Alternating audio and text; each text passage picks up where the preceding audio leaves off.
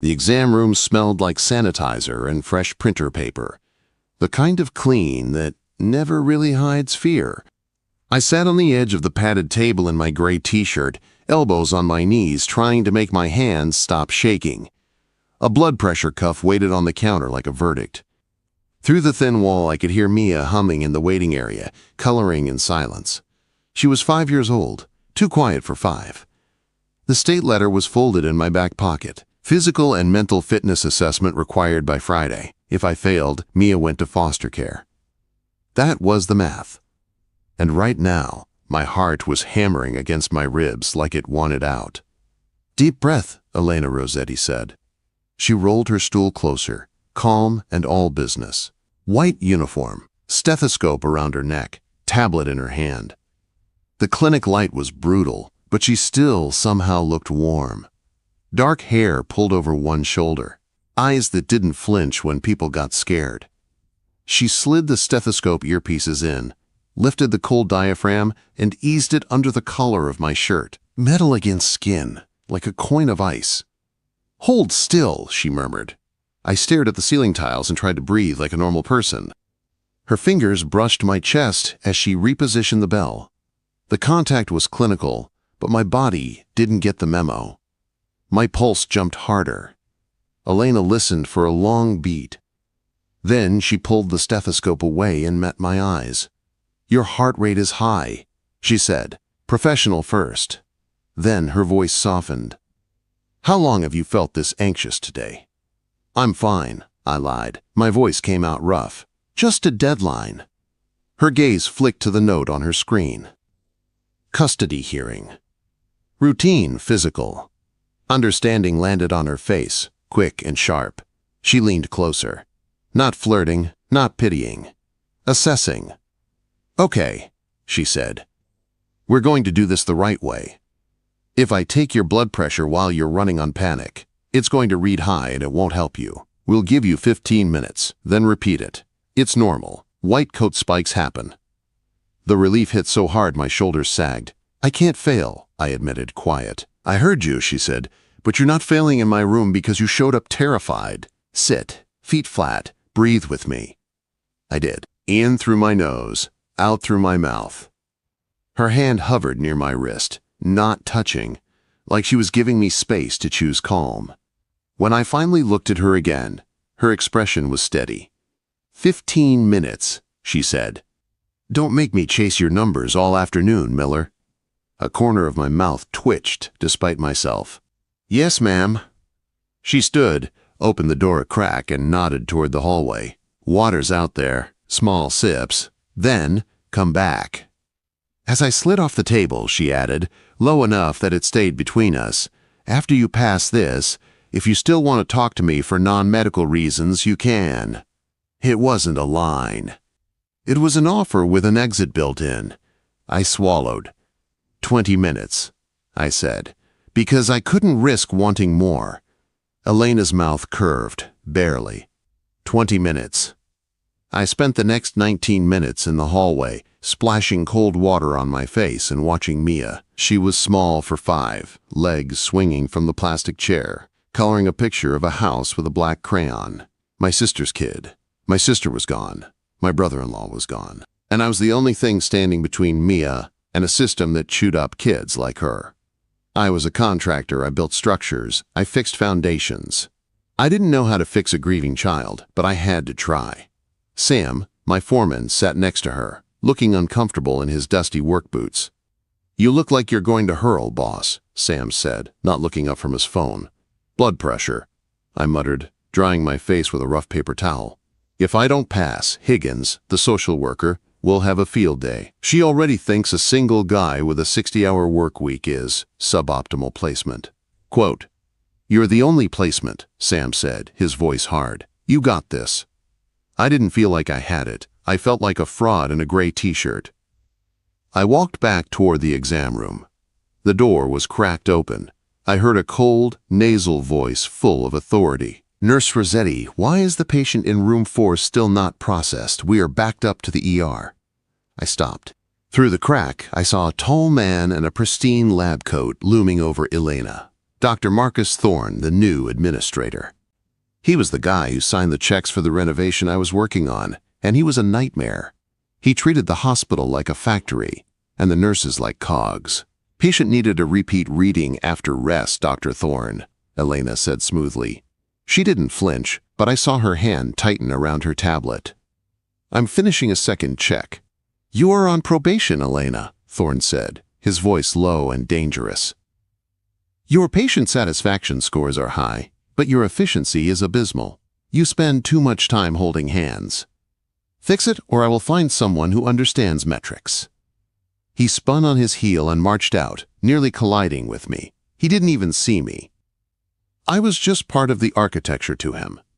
I walked back into the room. Elena was letting out a long, shaky breath, her back to me. She rolled her shoulders, a gesture of tension I recognized in myself. You okay? I asked. She spun around, plastering a bright fake smile on her face. Fine, ready to try again. She was lying, she was in trouble, and she was risking more trouble by stalling for me. Elena, I said, stepping closer. I reached out, my hand hovering near her elbow before I pulled it back. You don't have to do this. If Thorne checks the timestamps. If Thorne checks the timestamps, I'll tell him I dropped the cuff, she said firmly. She stepped into my space again, her warm scent hitting me like a physical blow. She placed the stethoscope back on my chest. Her fingers brushed my skin, cool and soft. Quiet, she commanded softly. I closed my eyes. I focused on the smell of her, the steady rhythm of her breathing, the way she had stood her ground against Thorne. For the first time all day, the hammering in my chest slowed to a steady, heavy thud. Better, she whispered, her voice sounding like a secret. Much better. 2 days later, the hospital renovation site was a war zone of dust and noise. We were tearing out the old reception desk in the east wing to make room for the new triage center. I was running on 4 hours of sleep, coffee, and a bagel I hadn't finished. Mia had woken up screaming from a nightmare at 3 a.m., and it had taken me 2 hours to get her back to sleep. Jax, watch the wiring, Sam yelled over the sound of a reciprocating saw. I wiped sweat from my forehead with the back of my glove. My head was swimming. The air was thick with drywall dust. I reached for a heavy slab of granite countertop and started to lift. It happened fast. The room tilted. The edges of my vision went gray, then black. My knees buckled. I didn't feel the impact, but I heard the granite crash. When the world came back into focus, I was lying on the unfinished concrete floor. A face hovered over mine. Elena. She wasn't wearing her white coat.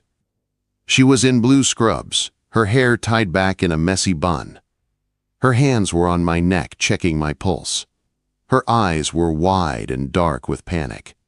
Don't move, she ordered, her voice sharp and commanding. I'm fine, I grunted, trying to sit up. The room spun.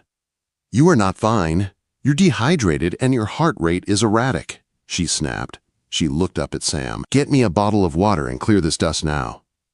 Sam scrambled to obey. I had never seen anyone order my foreman around like that.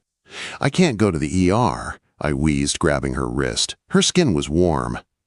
If there's a record of a collapse, the social worker. Shut up about the social worker, she hissed, but her hand softened on my shoulder. She looked around.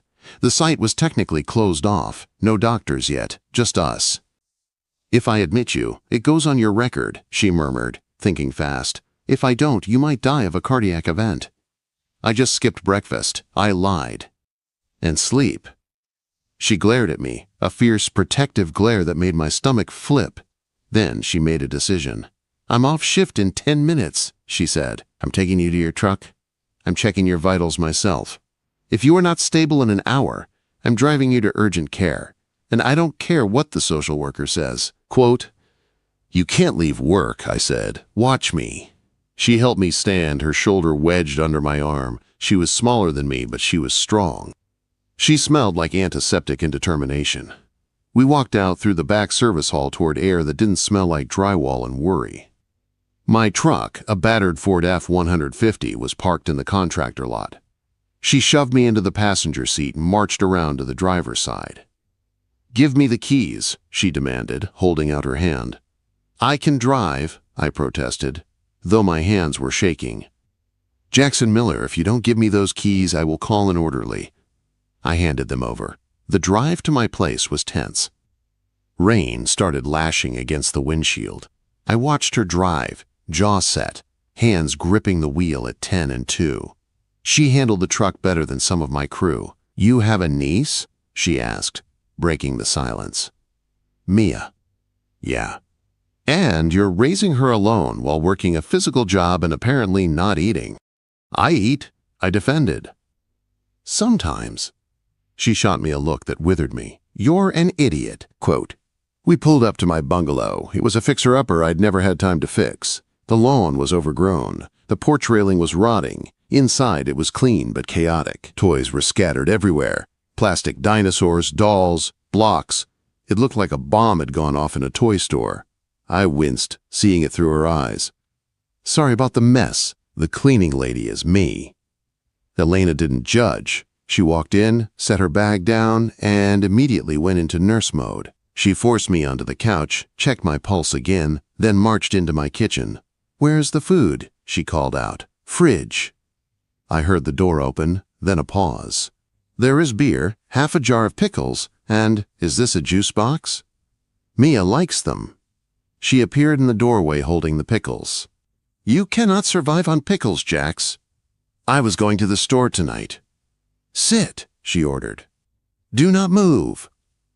She started rummaging through my cupboards. She found pasta and a jar of sauce. Within minutes, the smell of garlic and basil filled the stale air of the house. Pots clattered. Water bubbled. It was a domestic sound I had never heard in this place. I watched her from the couch. She was efficient and graceful. She was saving me, and I hated it. I was the protector. I was the one who fixed things. I wasn't supposed to be the charity case. "You don't have to do this," I said, my voice rough. "I'm just a job site accident you're trying to manage." She turned, spoon in hand. Her eyes were soft, unguarded for a second. "You're not a job site, Jax," she said quietly, "and I'm not doing this for the hospital." The silence that followed her words was heavy. She turned back to the stove, stirring the sauce like it was the only thing holding the house together. The smell of garlic and basil wrapped around us, warmer than the old heater ever managed to be. We ate at the scratched kitchen table. Mia was at Sam's for the afternoon, so it was just us. Elena made me drink 2 big glasses of water and pushed half the pasta onto my plate. "Eat," she said. "Yes, ma'am," I muttered, and she gave the smallest smile. I watched her while I chewed, the way she cradled her own bowl in her hands, the tired lines at the corners of her eyes, the soft, loose strand of hair that kept slipping from her ponytail. "You don't have to take care of me," I said finally. "You already have a whole hospital full of people to fix." She met my eyes. "You are not a project," she said. "You are a person, and you are clearly very bad at taking care of yourself." It should have been an insult. Somehow it felt like the kindest thing anyone had said to me in years. The arrangement became a quiet routine. Elena started stopping by the site more often to check the ventilation, which we both knew was code for checking on me. 2 weeks passed. The Seattle rain was relentless, turning the job site into mud and the sky into one endless gray sheet. But every time she walked onto our floor, the color came back. I started noticing the little things about her that did not show up in patient charts.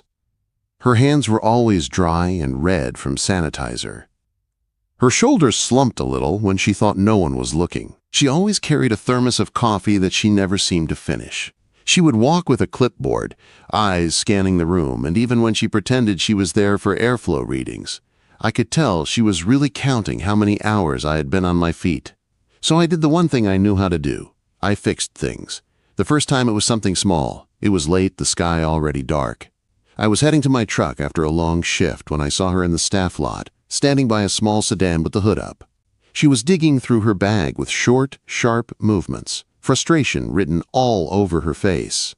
I got closer and saw it. One headlight out, the other barely cutting through the rain. She jumped when she saw me. "Don't," she said right away. "You're going to get soaked." "I'm already soaked," I answered, pulling my hood up. "This takes 5 minutes." You don't have to, she said, but her voice was softer now. I know, I said. I grabbed my toolbox from the truck and popped her hood. The rain ran down the back of my neck, but my hands moved on autopilot. I had swapped out 100 bulbs before. This was easy. She stood under the edge of her umbrella, watching. In the dark, the parking lot lights threw gold over her face. She looked tired to the bone.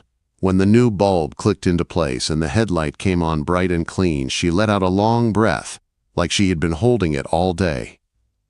Thank you, she said quietly. Drive safe, I replied. I stepped back, closing the hood, careful not to brush against her. There was a line between us, and I could feel it like a live wire. She gave me a look that said she noticed that I kept that line there. A look that said she was both grateful and frustrated by it. The second time I stepped in, it was not small. Thorne scheduled a surprise walkthrough of the East Wing project. It was the kind of visit that was not about safety, it was about control. He arrived with a clipboard and 2 people in suits who had probably never stepped on a muddy site in their lives. They pointed at dust like it was toxic waste. Your containment is unacceptable, Thorne said, his voice sharp enough to cut. If this area fails inspection, I shut it down and your contract gets reviewed. I saw Sam's face go pale. Delays meant penalties. Penalties meant less money. Less money meant Mia's daycare bill did not get paid, and groceries went on a credit card. Then Elena walked in with a respiratory therapist, holding a clipboard of her own, checking the ventilation logs like she had promised she would. Thorne's gaze snapped to her. Nurse Rossetti, he said, voice calm in a way that made my skin crawl. Still bleeding minutes for feelings? Elena did not flinch. Ventilation is within spec, she said. Her tone was even, professional. I am here to make sure the dust levels stay safe for patients and staff. And I am here to make sure this hospital does not drown in overtime and wasted payroll, Thorne said. He turned to the 2 suits. Some staff do not understand priorities. He was trying to humiliate her in front of everyone, in front of my crew, in front of the suits. Something in me snapped. Dr. Thorne, I said. My voice came out steady, too steady. The crew went silent behind me. The saws shut off. Even the dust seemed to hang in the air and wait. He looked over at me like he had forgotten I was there. Yes, he said, like the word hurt his tongue. If you shut this wing down without cause, I said, you delay your triage center and you eat the bad press when the ER backs up again. My containment meets the plan you signed. Thorne's eyes narrowed. Mr. Miller, he said, dragging my name out. This is not your hospital. It is my contract, I replied, and those are my men. You want to talk metrics? Talk to me. Don't use her as a target. The corridor went so quiet I could hear the hum of the lights. Thorne smiled then. It was not a nice smile. It was the kind a person wears when they find a new weak spot. Interesting, he said softly. You're very invested. He looked between Elena and me, like he was lining up dominoes in his mind. Make sure your documentation is flawless, Nurse Rossetti, he added, and then he turned and walked away with his suits trailing after him. Nobody moved until he was gone. Elena let out a slow breath. You should not poke him, she murmured, coming closer. He keeps records for sport. I don't care, I said. Then I corrected myself, because I did care. I care, but I am not watching him take swings at you for free. She studied my face for a long second. Her eyes were dark and searching. That was visible, she said finally. Good, I answered. My voice cracked just a little at the end. Someone should see him for what he is. After she left, Sam clapped me on the shoulder. Boss, he muttered, half impressed and half scared. That guy is going to come for you. Let him, I said, but my stomach tightened because I knew it was true. Thorne did not forget challenges. And now the fight was not just about Mia and the house and the contract. Now the stakes were sitting in a white uniform with a stethoscope and tired hands. Now the stakes were Elena, too. It was a Tuesday evening when things shifted. I was at home trying to fix the leaky faucet in the bathroom before the social worker's home inspection on Thursday. Mia was in the living room watching cartoons. The pipes groaned every time I turned the wrench, and water kept dripping into the sink in a steady, annoying rhythm. There was a knock at the door. I wiped my hands on a towel and went to open it. Elena stood there holding a casserole dish. The smell of cheese and tomato hit me before her voice did. "Lasagna," she said. "Leftovers. Too much for one person. You don't have to move, Miller." She walked past me like she had always belonged there. She didn't just drop off the food and leave. She saw Mia. Mia was shy, traumatized, and usually scared of strangers. But Elena didn't rush her.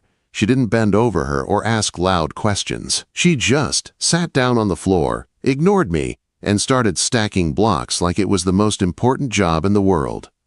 "This one is crooked," Elena whispered to the blocks. Mia giggled. "No, it's a tower." I watched from the kitchen doorway with a lump in my throat. Elena didn't push. She didn't pry. She just stayed there on the floor, letting Mia decide when to trust her. She had a kind of magic with her. Gentle, patient, steady.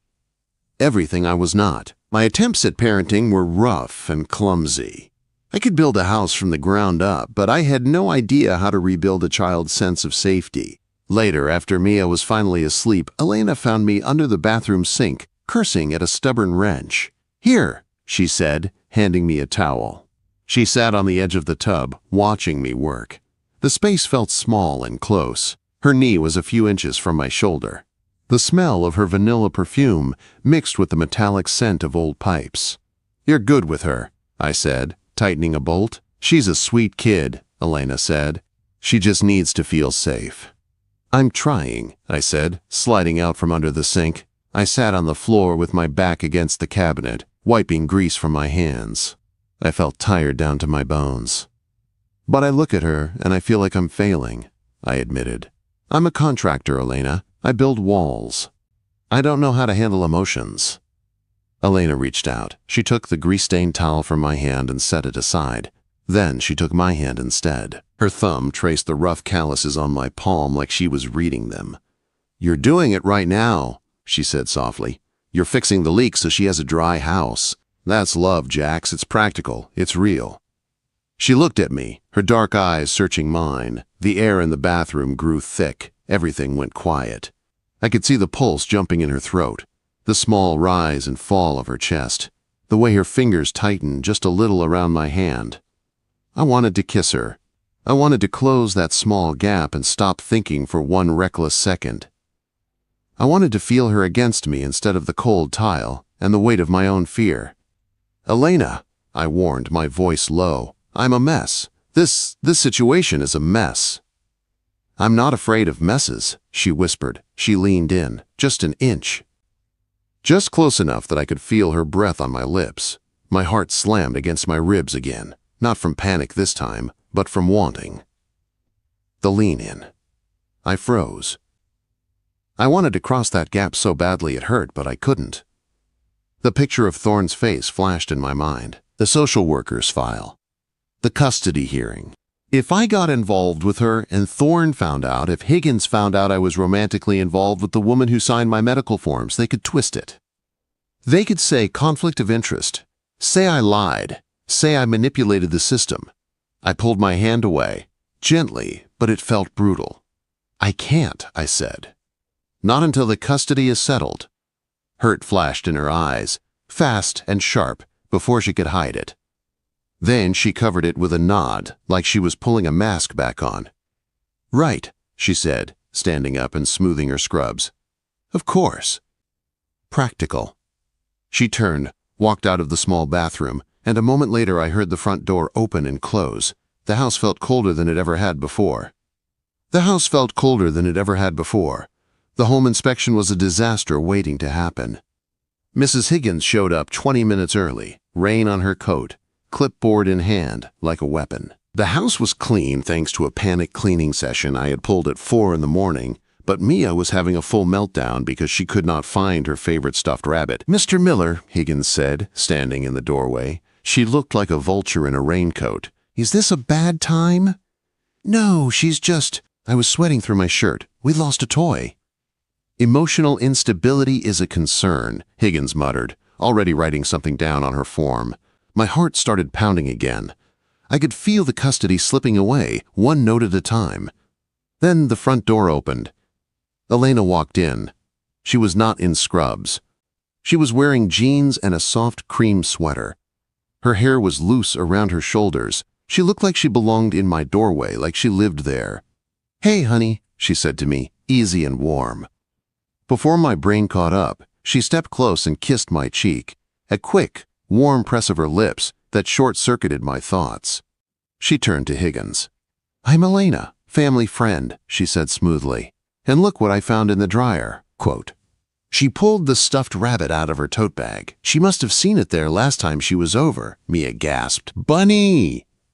The tension in the room snapped. Mia ran over, grabbed the rabbit, and hugged Elena's leg like she had done it 100 times. Higgins blinked. "I was not aware there was a female influence in the household," she said. "I'm around a lot." Elena lied without missing a beat. Her hand rested on my lower back, warm through my shirt. "Jax is very community-oriented." Higgins softened. I saw it happen. The lines in her face eased. "I see," she said. "Stability is key, Mr. Miller. A support system makes a big difference." For the next hour, Elena played the part like she had trained for it her whole life. She made tea. She asked Higgins polite questions. She laughed at my weak jokes. She helped Mia with a puzzle at the table.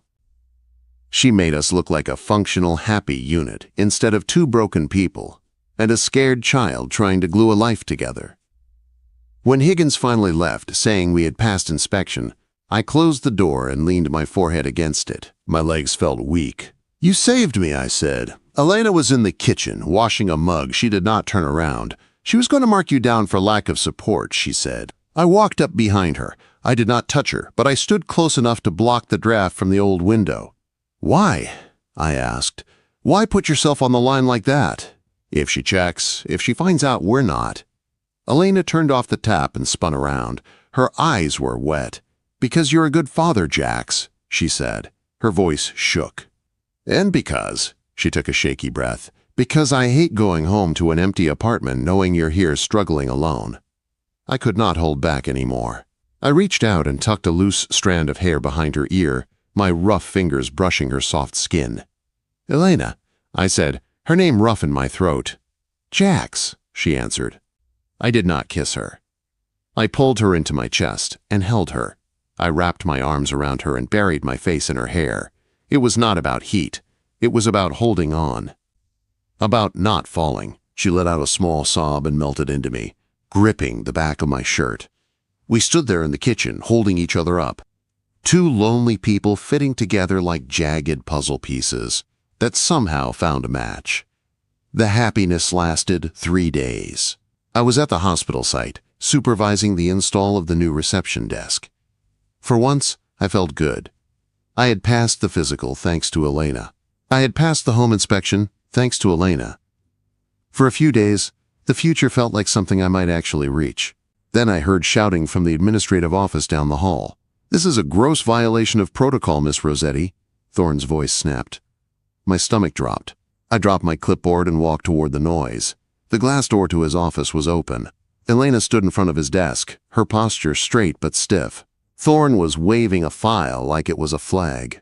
"You documented an extended repeat assessment for a contractor during clinic hours," he barked. "And an outside agency called, asking whether you're personally involved with Mr. Miller. They said you've been presenting as part of his support system. That creates liability." "My personal life is not your business," Elena said. Her voice was shaking but still defiant. "It is when it exposes this hospital to risk," Thorne snapped. "You cleared a man medically who was on the verge of collapse in my lobby. If he had dropped a beam on someone." "He didn't," she cut in. "You are suspended effective immediately," Thorne said, "pending formal review." Suspended. License review. She was losing everything because of me. I walked into the office. "Dr. Thorne," I said, my voice low and hard. Elena spun around. "Jax, get out," she said quickly. "Is this about me?" I asked Thorne, ignoring her. The liability himself," Thorne sneered. "She didn't do anything wrong," I said. I lied to her. I told her I was fine. She was just doing her job. Jax, stop, Elena pleaded. I'm not worth your career, Elena, I said, looking right at her. I had to do it. I had to cut the cord to save her. Thorn is right, I forced out. We're not together. I used you to pass the inspection. That's it. The lie tasted like poison. I watched it hit her like a physical blow. Elena looked at me like I had slapped her. Her face went pale. What? She whispered. I needed the custody, I said, making my voice cold. I dug down for every hard, cruel edge I had ever used on myself. I did what I had to do. I turned to Thorn. Leave her out of it. It was my manipulation. Then I turned and walked out. I did not look back. If I did, I knew I would fall to my knees and tell her the truth. But I needed her to be the injured one. Victims keep their jobs. Accomplices do not. The court date was 2 days later. I had not slept. I had not eaten. I had blocked Elena's number because I could not trust myself not to call. I sat on the bench outside the courtroom in my one ill-fitting suit. Sam was with Mia in the lobby. I was alone. Then it started. My chest tightened. The air went thin, like I was breathing through a straw. My left arm went numb. The hammering in my chest came back. Thump, thump, thump, panic. I doubled over, gripping the bench. I could not get a full breath. The hallway closed in. Voices turned into a muffled roar in my ears. If I went down here, if they took me to the ER, I would miss the hearing. I would lose Mia. Breathe, you idiot. Breathe. I couldn't. Jackson. The sound of fast footsteps on marble, the sharp click of heels, then her voice. Jax. Elena skidded to a stop in front of me, raincoat dripping, hair damp from the storm outside. Her eyes were furious and scared at the same time. Go away, I rasped. Thorn will. Shut up, she cut in. The nurse voice was back, the one that did not negotiate with panic. She dropped into a crouch in front of me and wrapped her fingers around my wrist, firm and sure. Look at me, she ordered. Not the floor, me. I forced my eyes up. Her gaze locked onto mine like a handhold. Okay, she said, steady. We're doing 5 breaths. I'm counting. You follow my hand. She lifted her free hand, palm up, and moved it slowly up as she breathed in, down as she breathed out. In, she said. 1, 2, 3. I tried. At first the air came in thin and sharp. Then it started to catch. Out, she said. Good. Again. She kept counting. Her voice was low and even. The vice around my chest did not vanish, but it loosened 1 notch at a time. That's it, she murmured. You're not dying. You're overloaded. My vision steadied. The numbness in my arm faded. You shouldn't be here, I whispered. My voice was shredded. You'll lose your job.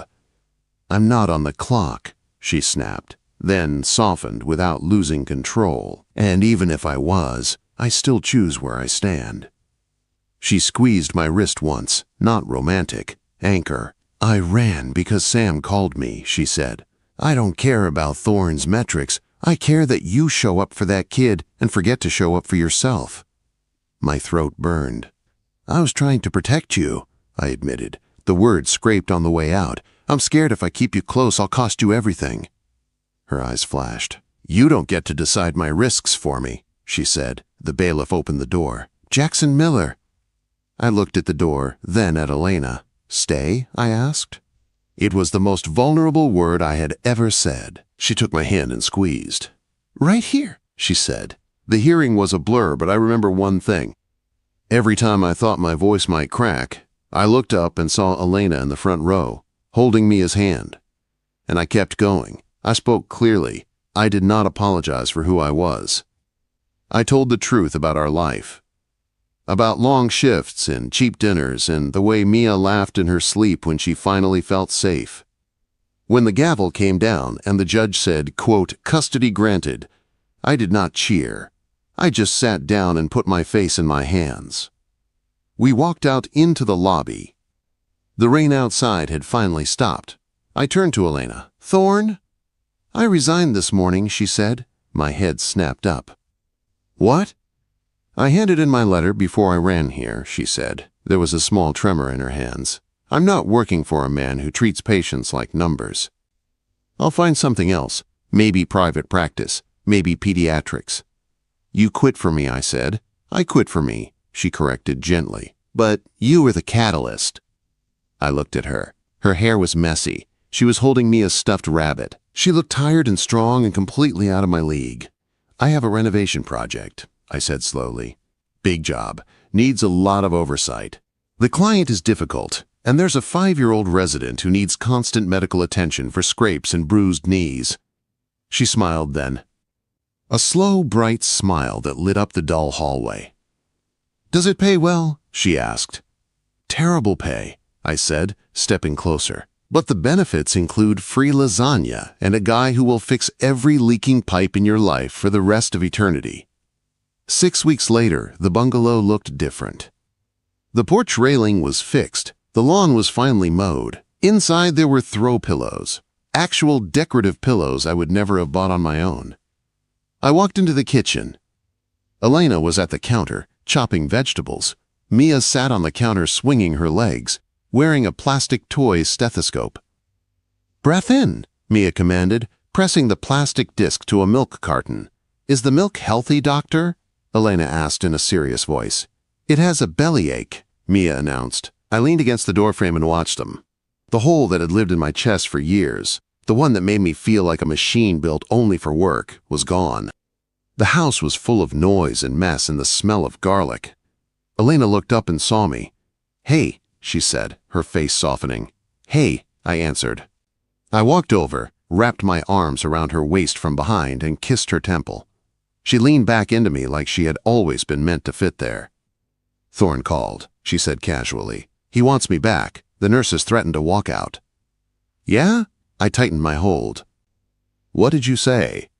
I told him I'm consulting now, she said. My rates have doubled. I laughed. The sound felt different in my chest, looser, warmer. She turned in my arms and picked up her real stethoscope from the counter. She slid the earpieces in and pressed the cold metal to my chest. Let's check the patient, she teased. She listened for a moment, her eyes on mine. A playful, tender silence stretched between us. Well? I asked. She pulled the stethoscope